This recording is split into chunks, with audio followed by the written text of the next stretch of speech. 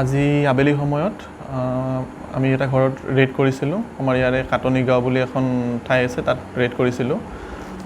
আজিবুৰ ৰহমান বুলি এজন লোকৰ ঘৰত ৰেড কৰিছিলোঁ আৰু এইটো আমাৰ ছাৰৰ পৰা নিৰ্দেশ আছিলে, এছ পি ছাৰৰ পৰা নিৰ্দেশ আছিলে বস্তু এইবিলাক চাব লাগে, চোৱা চিতা কৰিব লাগে। আৰু আমি ঠিক তেনেকৈ আমি তাত গ'লোঁ, আমাৰ টীম এটা গৈছিলে আৰু টীমটো যোৱাৰ পিছত আমি তাৰ পৰা কিছুমান ছাছপেক্টেড ডকুমেণ্টছ আমি ৰিকভাৰ কৰিছোঁ, তাৰ পৰা পাইছোঁ আমি যিখিনি কিছুমান দলিল হয়, তাত কিছুমান ব্লেংক ছিগনেচাৰ আছে যদিও তাত মানে ব্লেংক আছে, এইবিলাক লিখা নাই, কোনো একো মানে লিখা নাই।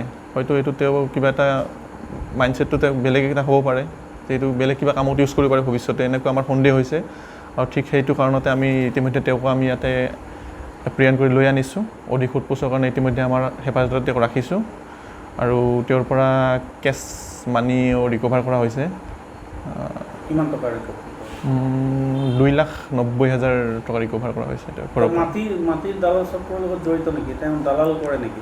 আমি এতিয়া সোধপোছ কৰি তেওঁ পৰৱৰ্তীখিনি গম পাম, কিন্তু কিছুমান যিখিনি ডকুমেণ্টছ দেখিছোঁ আমাৰ তেনেকুৱা ধৰণৰ অলপ সন্দেহ হৈছে। ডকুমেণ্টছখিনি আমি তদন্ত খাতিৰত কিছুমান বস্তু আমি এতিয়া ৰখাব লাগিব, তথাপিতো আমি কিছুমান ডকুমেণ্টছ পাইছোঁ আৰু যে তেওঁৰ ছিগনেচাৰবিলাক ৰাখিছিলে বা সেইখিনি আমি অধিক তদন্তৰ কাৰণে আপোনালোকৰ লগত শ্বেয়াৰ কৰিব নোৱাৰিম। এতিয়া আমাক সোধপোছত অলপ প্ৰথমতে জনাইছিলে যে তেওঁ কিছুমান টকা এনেকৈ মানুহক দিয়ে, আৰু তেতিয়া মোৰ মনলৈ আহিছিলে অসমত আজি কিছু বছৰ পূৰ্বে এটা ঘটনা মই শুনিছিলোঁ যে আত্মহত্যা কৰিছিলে, গোটেই সমগ্ৰ পৰিয়াল আত্মহত্যা কৰিছিলে এই সুতত টকা লৈ, দেউতাকৰ লগতে গোটেই পৰিয়ালটো আত্মহত্যা কৰিছিলে। যাতে তেনেকুৱাও আমাৰ অসমত একাংশ আছে, যিটো সময়ত বন্ধন বেংকৰ ঋণ মাফ দিয়াৰ কাৰণে অসম চৰকাৰে যিটো ব্যৱস্থা কৰি আছে, কিন্তু একাংশ এনেকুৱা মানে ব্যক্তি আছে যিবিলাকে অধিক সুতত গাঁৱত এনেকুৱা কামবিলাক কৰি কিনে মই তেনেকুৱা এতিয়ালৈকে পোৱা নাই, কিন্তু পৰৱৰ্তীখিনি তদন্ত